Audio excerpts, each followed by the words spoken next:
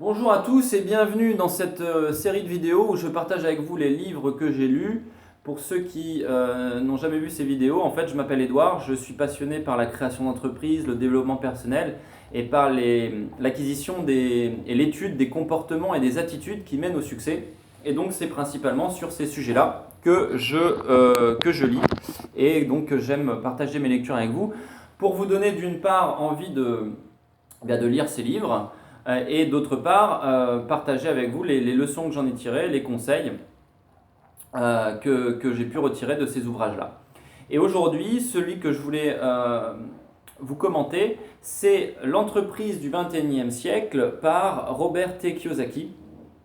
Alors là, la couverture, c'est The Business of the 21st Century, parce que c'est en anglais, mais la version française existe. L'entreprise du 21e siècle, vous la retrouverez, pour être sûr de la trouver, vous pouvez aller sur libreentreprise.com, www.libreentreprise.com. C'est un super site où vous retrouvez, traduit en français, énormément d'ouvrages sur le développement personnel. Donc, si vous avez déjà vu d'autres vidéos que j'ai faites, Robert T. Kiyosaki, j'ai déjà commenté un de ses livres qui s'appelait Seconde Chance, qui était un livre très intéressant où il expliquait qu'est-ce qui se passait. En fait, il nous aidait à comprendre les mécanismes financiers. Parce que c'est vrai qu'on n'y comprend rien.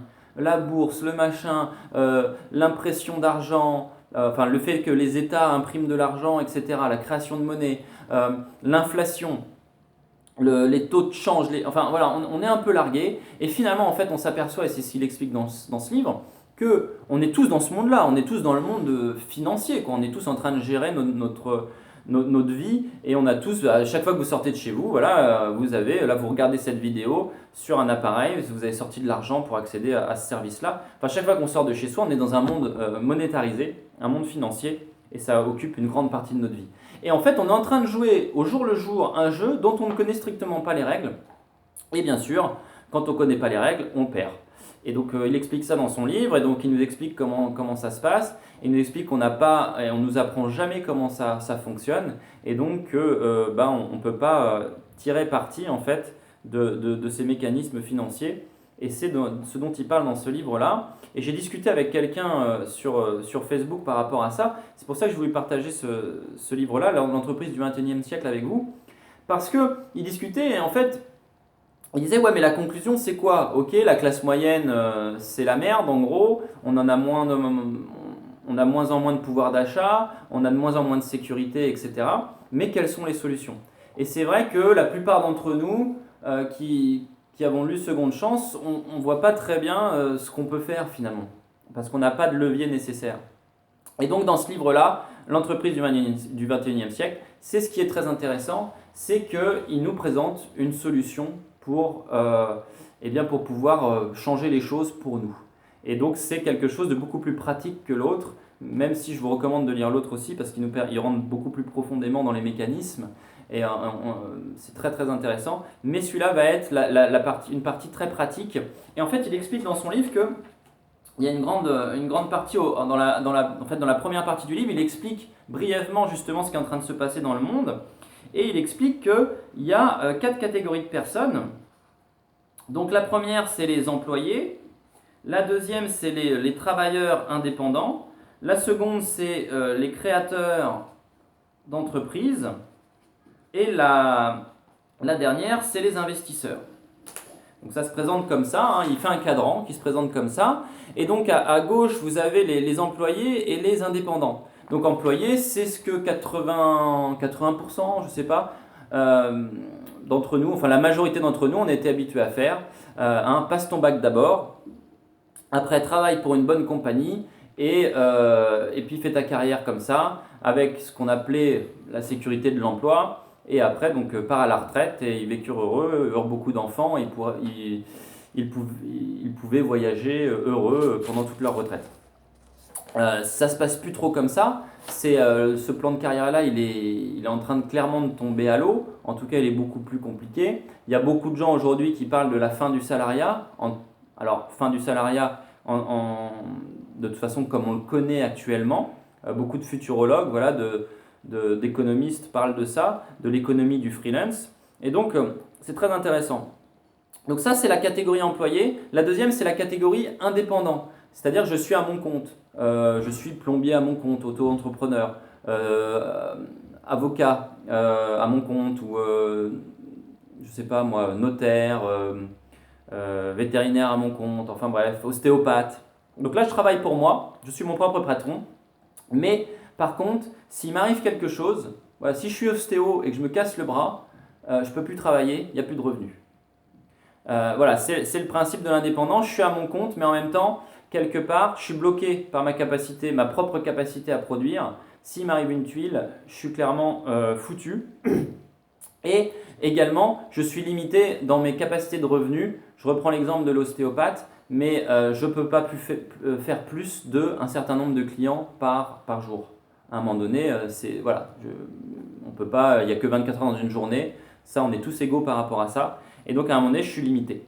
Et quelque part, on se rend compte dans la catégorie indépendant, on tombe un peu dans le piège. On est à son compte, on a son propre business, mais à un moment donné, on se rend compte qu'on ne détient pas forcément le business, mais c'est le business qui nous détient.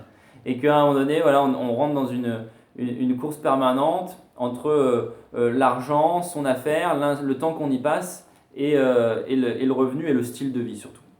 Donc ça, c'est les deux cadrans en fait de gauche.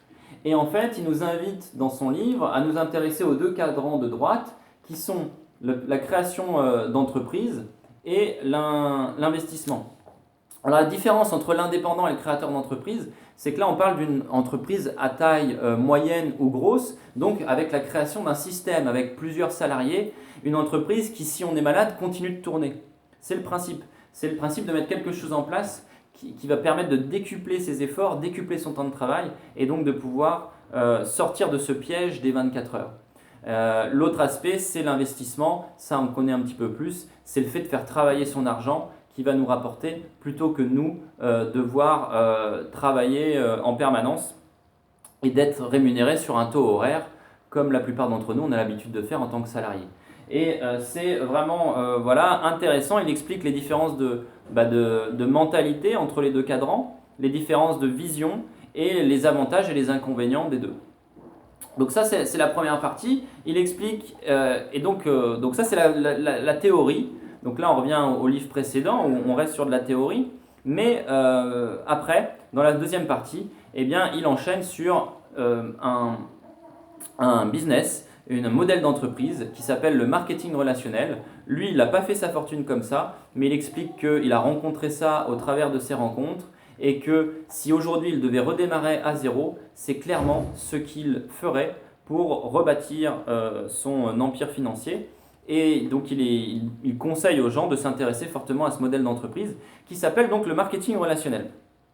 Et donc c'est intéressant parce que en fait ça permet justement de pouvoir clairement avoir une action sur ses revenus et ça permet à tout à chacun de pouvoir tranquillement, entre guillemets tranquillement, passer de ces deux cadrans-là, avec leurs avantages et leurs inconvénients, à ces cadrans-là.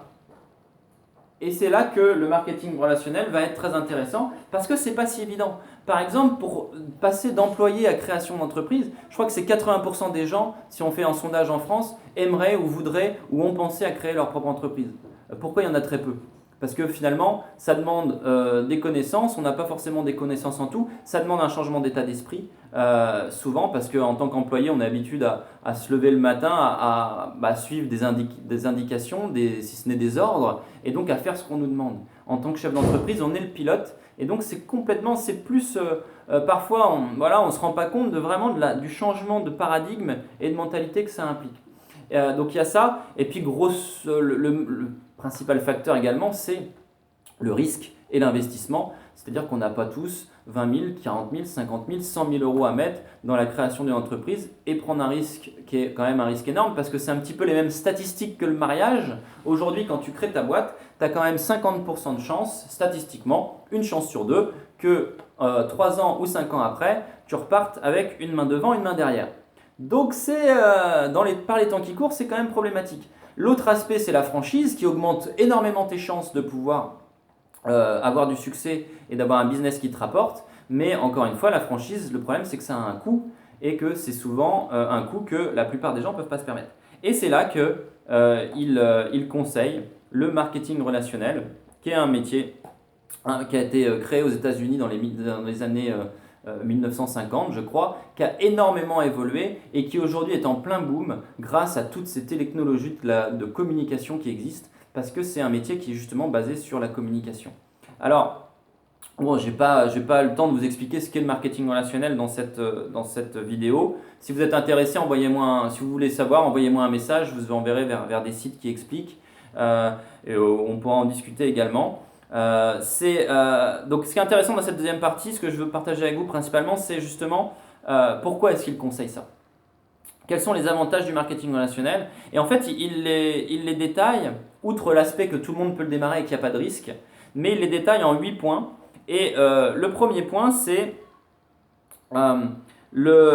d'avoir une éducation du monde du business. Et donc ça, c'est pas mal. En fait, ce qu'il explique, c'est que c'est une vraie école où on va apprendre justement à réfléchir comme un chef d'entreprise, à fonctionner comme un chef d'entreprise et à créer son entreprise. Donc c'est une école de l'entrepreneuriat et ça n'existe pas beaucoup. Moi, j'ai fait une école de commerce, on nous apprend à être un bon salarié, à faire de la compta, à faire du marketing, des choses comme ça. On ne nous apprend strictement pas la mentalité du chef d'entreprise et ce que ça implique en termes de vision, d'état d'esprit, etc. Également, tout bête, mais de management du temps, de management de ses activités, etc. Donc ça, c'est un des premiers trucs, c'est d'apprendre, de mettre un orteil et de petit à petit acquérir les capacités d'un chef d'entreprise. Le deuxième point, c'est le fait de se développer personnellement. C'est une véritable entreprise qui va nous permettre de faire un chemin de développement personnel. Et moi, c'est clairement ça qui m'a mis sur ce chemin du développement personnel, qui m'a permis d'être beaucoup moins timide, beaucoup moins réservé, de pouvoir faire une vidéo comme celle-ci. Mais il y a 5 ans, 6 ans, j'aurais été absolument incapable de le faire parce que j'étais dans ma coquille comme ça. J'avais peur, moi j'allais dans un magasin, j'étais le genre de type qui préférait tourner dans le magasin une demi-heure en cherchant ce qu'il cherchait et sans le trouver. Il y a des chercheurs qui cherchent et des chercheurs qui trouvent, plutôt que d'aller demander, de déranger entre guillemets le vendeur pour lui demander où c'était, quoi. Vous imaginez le chemin parcouru. Donc ça, voilà, c'est alors et ce qu'il explique dans son livre, ce qui m'a fait marrer, c'est que c'est pas développement personnel, voilà, c'est pas prendre une guitare au coin du feu et chanter Kumbaya et tout le monde il est beau, tout le monde il est gentil. Non, non, c'est acquérir des compétences, c'est prendre la confiance en soi, c'est des techniques, acquérir des skills, des attitudes de communication, pardon, les interactions entre les gens et surtout pouvoir accepter le rejet également, parce que dès qu'on a des grands projets, forcément, on se heurte au rejet des autres. Et donc voilà, il y a vraiment tout un tas de choses intéressantes par rapport à ça. La troisième point, c'est le fait d'avoir et de créer des relations avec des gens qui partagent certaines valeurs et des rêves. Et donc ça, c'est clair que en fait, le marketing relationnel, c'est un milieu où on est indépendant, on est son propre patron, mais on n'est pas tout seul. On est au sein d'un collectif d'entrepreneurs. Et donc, on est au sein de gens qui sont à leur compte également, qui ont décidé de faire les choses et qui sont positifs. Parce qu'ils sont dans un état d'esprit de se bouger, d'améliorer leurs conditions. Et donc, ils sont dans le mouvement. Et donc, ça nous permet, si on n'a pas la chance de vivre dans un environnement comme ça, de pouvoir se créer un environnement de gens qui sont supportifs. Et ça, c'est plus important qu'on le croit parce que souvent, on se met à son compte et on est tout seul face à ses ambitions, face à ses rêves, mais aussi face à ses charges, face à ses problématiques. L'autre point, c'est le quatrième, c'est le pouvoir d'un réseau. Et alors ça, il l'explique aussi brillamment qu'aujourd'hui, et là on le voit de toute façon, parce qu'on est dans l'ère du réseau, tout fonctionne en réseau et aujourd'hui, ce qui a de la valeur, c'est le réseau. Aujourd'hui, on prend Facebook. Pourquoi Facebook a énormément de valeur? C'est pas pour le contenu qu'il produit, puisqu'il n'en produit quasiment pas. Simplement, Facebook réside dans la valeur de Facebook réside dans le réseau qui la compose. Si je suis tout seul sur Facebook à faire ma vidéo, elle n'a absolument aucune valeur. S'il y a 1 milliard de gens sur Facebook qui sont susceptibles de la voir, à ce moment-là, il y a de la valeur. Et c'est voilà, l'interaction, le nombre de gens qui utilisent un service aujourd'hui, le réseau qui fait la valeur d'une entreprise. Et clairement, le marketing relationnel est une forme de business qui est basée sur la notion de réseau et donc qui est complètement dans l'air du temps. Cinquièmement, c'est une façon duplicable de mettre en place un business à grande échelle. Là encore, on ne peut pas rentrer dans le détail dans cette vidéo, mais la structure et le mode d'entreprise du marketing relationnel fait que c'est la logique des choses de pouvoir dupliquer ses efforts et de ne pas être un travailleur indépendant en fait, mais de pouvoir créer son entreprise à grande échelle et donc de sortir de ce piège dont on parlait tout à l'heure, de l'indépendant qui va à un moment donné être limité par sa propre capacité à produire et qui prend un risque parce que s'il lui arrive quelque chose, il ne peut plus travailler et en fait d'avoir une relation entre travail et rémunération. C'est-à-dire si j'arrête de travailler, je n'ai plus d'argent. Et il y a quelque chose qu'il explique dans son livre qui fait parfois réfléchir, c'est aujourd'hui si vous n'avez plus de revenus, si vous arrêtez de travailler, à combien de temps vous êtes de la banqueroute? Grosso modo, si vous dépensez 2 000 € par mois de charge et qu'il vous reste et que vous avez 4 000 € en banque, bah vous êtes à 2 mois de la banqueroute. C'est-à-dire que vous êtes clochard dans 2 mois si vous arrive un pépin et que vous arrêtez de travailler.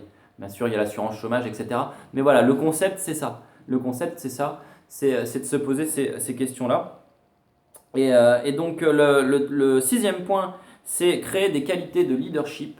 Et donc ça, pour lui, c'est un des plus importants. Développement personnel et leadership, il les sépare. Et c'est vraiment devenir quelqu'un qui a une capacité à partager sa vision, qui a une confiance en lui, une capacité à partager sa vision et donc à la partager avec les autres et de pouvoir être suivi et créer vraiment une équipe avec des gens qui vont le suivre. Et des gens qui vont le suivre pas parce qu'il y a un chèque de salaire au bout ou parce qu'il y a la peur de se faire réprimander ou la peur de se faire virer, mais vont le suivre parce que ça leur plaît, parce que ça les intéresse et parce qu'on arrive à les motiver et à leur donner assez de vision pour faire les choses.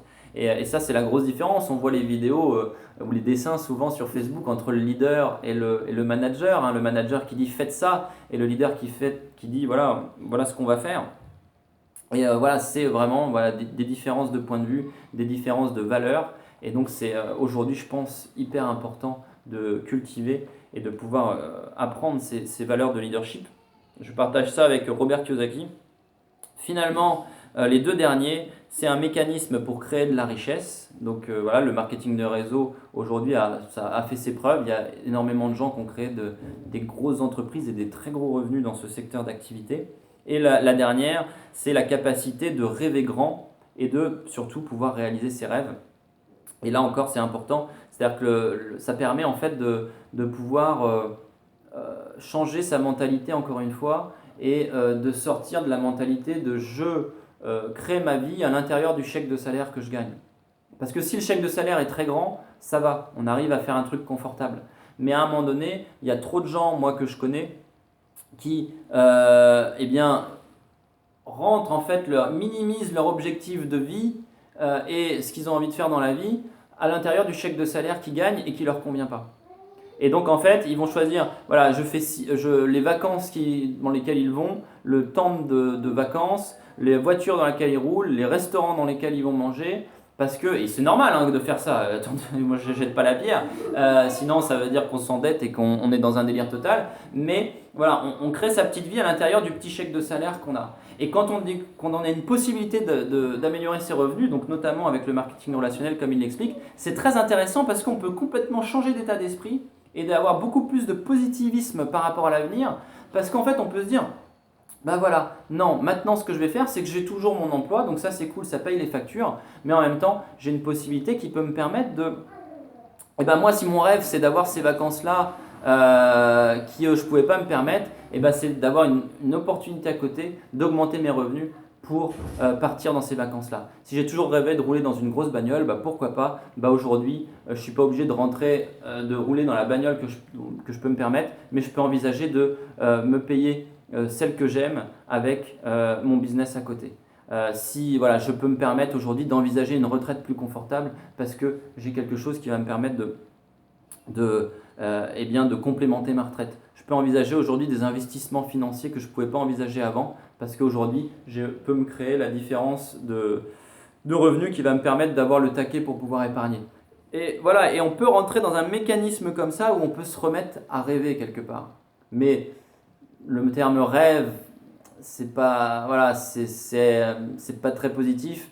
Donc moi j'aime bien le terme d'objectif. Voilà, augmenter ses objectifs parce que finalement les objectifs c'est quoi? C'est un rêve mais avec une date et avec un plan d'action. Donc voilà au niveau de tous les points positifs du marketing relationnel qu'il énumère. Et après, donc, il passe la parole à sa femme pour les avantages pour les femmes en termes de marketing relationnel. Et ils sont énormes également pour la gente féminine. Parce qu'on sait qu'aujourd'hui, les femmes, malheureusement, sur le marché du travail, elles gagnent moins à compétences égales que leurs homologues masculins, ce qui est une honte totale. Et en fait, le marketing relationnel, qu'on soit femme ou homme, mais même quelle que soit notre couleur de peau, notre bagage, éducation, etc., c'est ce qu'on va produire sur le terrain qui va nous rémunérer. Donc tout le monde est rémunéré à sa juste valeur. Et donc ça, c'est un point qui est hyper positif quand on fait partie d'une classe sociale ou d'un genre ou bien même d'une catégorie de diplômes qui ne peuvent pas normalement accéder à des gros revenus. C'est vraiment un gros avantage. Et puis l'autre, c'est aussi le fait de pouvoir, parce que c'est quelque chose qui est très flexible, il explique dans le livre, et donc de pouvoir accommoder des ambitions de carrière avec une vie de famille et pas l'inverse. Donc ça, c'est la partie qui est écrite par sa femme. Et finalement, il finit, et pour finir cette vidéo, par, si ça intéresse les gens, par les critères pour choisir une bonne compagnie. Parce que dans n'importe quel secteur qui cartonne et dans lequel il y a des grosses possibilités, ça attire lui, il dit ça, j'aime bien, parce que j'aime beaucoup ce film, le bon, la brute et le truand. Et donc c'est ce qu'il explique, voilà, il y a de tout, il y a des très mauvaises compagnies, qui sont clairement là juste pour gagner de l'argent. Et il y en a d'autres qui vous permettent vraiment d'acquérir ces 8 points qu'on a vus ensemble et qui sont vraiment d'excellents moteurs pour pouvoir créer de la richesse et pour pouvoir évoluer également personnellement. Donc c'était l'entreprise du 21e siècle qui a été écrit par un Robert Kiyosaki, qui a été plusieurs fois reconnu comme meilleure vente best-seller au New York Times.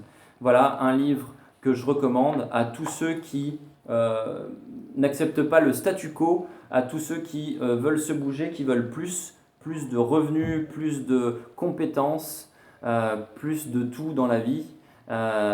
L'entreprise du 21e siècle, c'est le livre que je vous conseille de lire.